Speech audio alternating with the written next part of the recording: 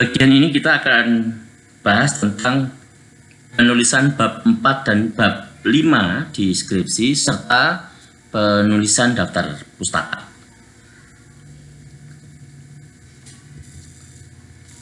Baik, bab 4 hasil penelitian dan pembahasan. Isinya adalah urutan penyajian di bab 4 itu seperti ini. Ya. Yang A adalah gambaran umum objek penelitian. Di bagian ini uraikan secara ringkas gambaran umum objek penelitian. Tempat Anda melakukan penelitian. Kalau penelitiannya studi kasus di perusahaan tertentu, maka ceritakan perusahaan itu seperti apa, sejarah hadirnya, produk utamanya, coverage marketingnya, dan seterusnya. Yang penting-penting saja. Ya, kalau penelitian di satu desa, ceritakan desa itu ada di mana, berbatasan dengan siapa, jumlah penduduknya berapa, dan seterusnya. Yang kira-kira signifikan dengan topik penelitian. Jika penelitiannya survei, misalnya penelitian pada perusahaan perbankan yang terdaftar di Bursa Efek Indonesia misalnya, jumlahnya banyak, maka di gambaran umum ini jangan diceritakan satu persatu perusahaan. Bank A ceritakan, Bank B tidak, tapi ceritakan saja kelompok industrinya. Jadi supaya tidak perlu bagian ini terlalu panjang. Ini hanya memberikan gambaran saja siapa yang kita teliti. Kemudian B adalah deskripsi data penelitian.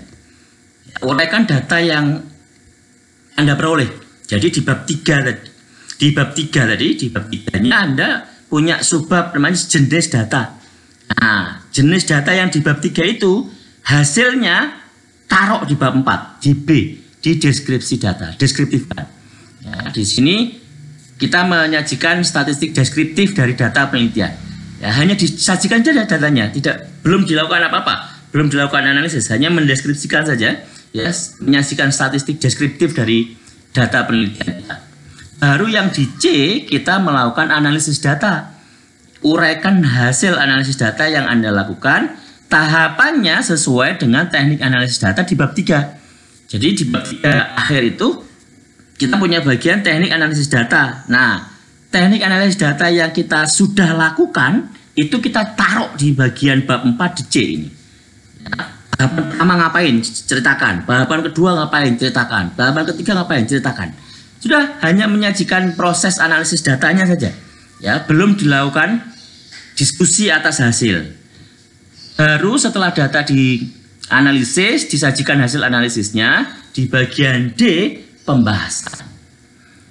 Lakukan pembahasan atas hasil analisis data, mengacu pada upaya untuk menjawab rumusan masalah.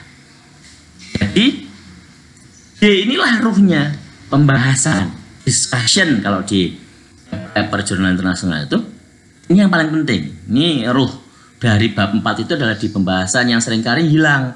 Karena banyak penelitian itu, baik skripsi maupun jurnal-jurnal itu yang fokus pada analisis data. Bab 4-nya banyak sekali isinya adalah uraian dari output software statistik.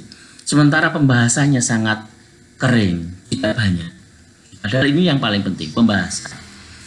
Oke, ini contoh gambaran umum objek penelitian.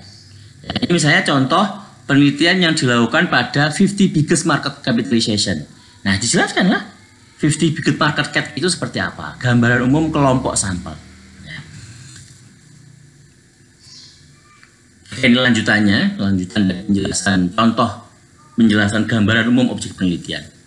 Kemudian ini contoh yang B, deskripsi data. Nah, ini adalah hasil statistik deskriptif kita sajikan. Statistik deskriptifnya kemudian nanti kita ceritakan.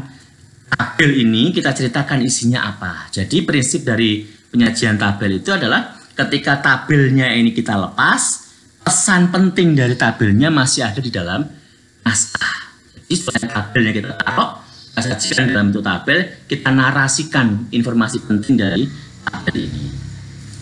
Oke. Nah, baru kemudian di bagian C-nya adalah analisis data. Misalnya di contoh ini analisis data yang menggunakan WPLS. Maka kita sajikan saja output dari WPLS.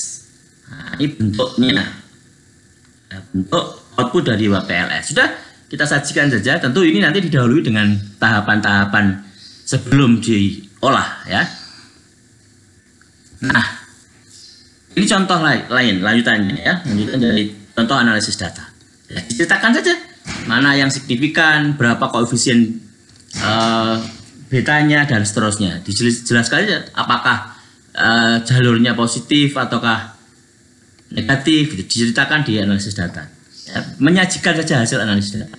Baru pembahasan. Nah, pembahasan adalah ruh dari hasil penelitian. Lawan pembahasan atas hasil analisis data mengacu pada upaya untuk menjawab perumusan masalah. Jadi, analisis data itu dilakukan dalam rangka menjawab pertanyaan yang kita sajikan di bab 1.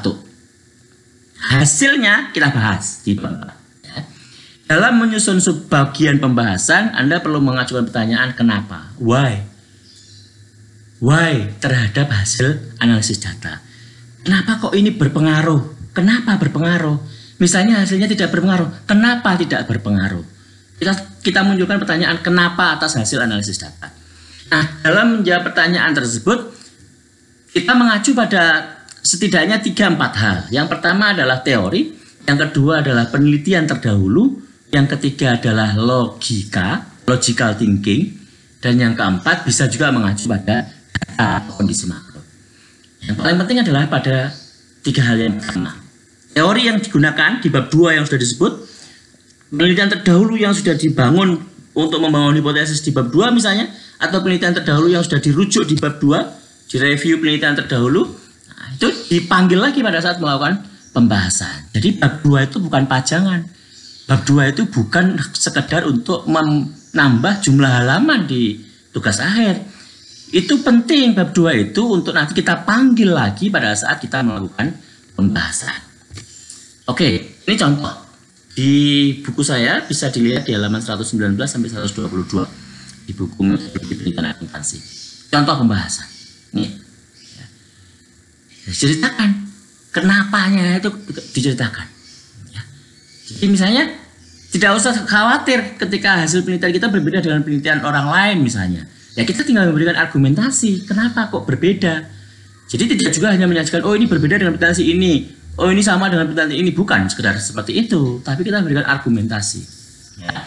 Misalnya ini di contoh ini hasil penelitian ini berbeda dengan beberapa penelitian yang lain. Ya. Ini berbeda dengan 2 penelitian di negara-negara maju. Nah, disajikan menariknya ternyata perusahaan-perusahaan yang berumur kurang dari 5 tahun di pasar modal justru mengungkapkan lebih banyak informasi tentang IC dibandingkan perusahaan yang berumur lebih lama. Nah, ini bertentangan dengan hipotesis di awal yang menduga bahwa umur itu berpengaruh terhadap luas pengungkapan informasi IC. Nah, kita akan berikan penjelasan kenapa ini hasilnya berbeda.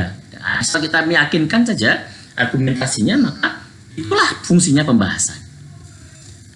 Oke, bagian terakhir dari skripsi adalah bab 5, simpulan dan saran. Isinya simpel. Yang pertama adalah simpulan, kita menyimpulkan, bisa dalam bentuk numbering, bisa dalam bentuk paragraf. Ingat, menyimpulkan membuat narasi baru, tidak mengulang yang sudah ditulis di bab 4. Kemudian keterbatasan, sebutkan kelemahan dan keterbatasan hasil penelitian. Ingat, ini keterbatasan, something yang muncul di dalam proses penelitian yang uncontrollable, itu keterbatasan. Jadi jangan menulis keterbatasannya adalah karena sampelnya hanya 50 ya. Sampel 50 kan dari awal Anda yang menentukan. Itu bukan keterbatasan.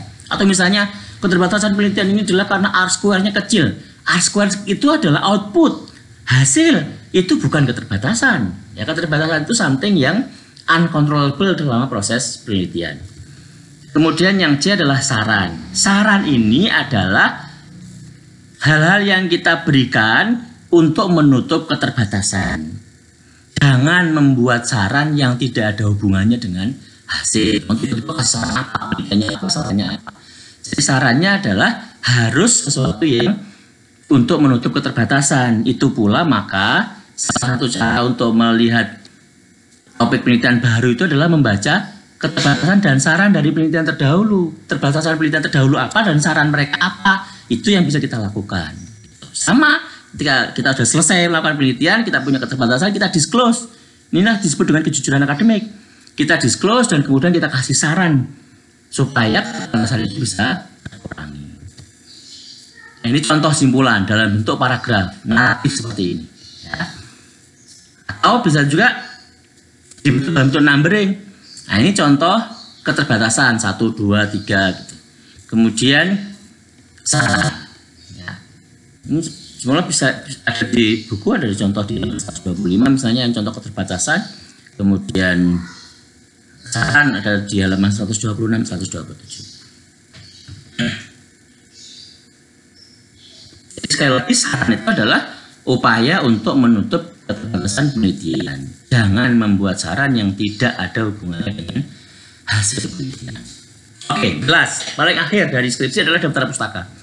Daftar pustaka, prinsipnya cantumkan semua referensi yang dirujuk di bab 1 sampai bab 5. Jangan cantumkan yang tidak dirujuk. Jangan tiba-tiba ada nama Joni di daftar pustaka sementara si Joni nggak pernah dipanggil di naskah. Atau ada nama Bowo di bab 2 tapi di daftar pustakanya tidak ada. Jadi prinsip dalam penyajian daftar pustaka adalah cantumkan semua referensi yang dirujuk di bab 1 sampai bab 5.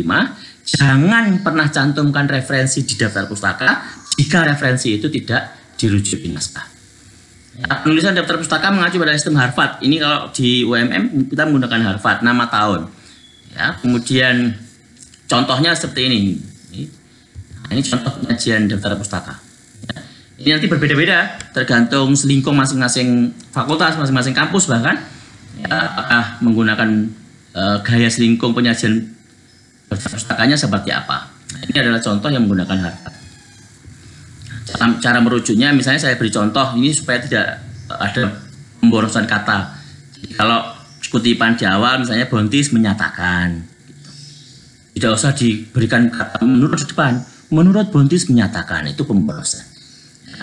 Kalau kutipannya di awal maka bentuknya seperti ini. Kalau kutipannya di akhir maka bentuknya seperti ini. Nama tahun di dalam kurung. Kalau di awal hanya tahun saja di kurung. Oke, itu penyajian data pustaka. Simpelnya gunakan aplikasi referensi, bisa menggunakan EndNote, bisa menggunakan Mendeley, bisa menggunakan Zotero. Itu cara paling praktis, aman untuk menyusun referensi. Kalau usah repot untuk baca selingkung segala macam, tinggal kita masukkan saja stylenya ke dalam EndNote. Nah, ini penyajian di daftar pustaka. Setelah daftar pustaka selesai, itu skripsi, siap sidang. Di bab 1 itu masalah, bab 2 teorinya, bab 3 cara untuk menjawab masalah, bab 4 hasil dari penyelesaian masalah, bab 5 simpulannya. Daftar pustaka referensi yang digunakan untuk menyelesaikan masalah.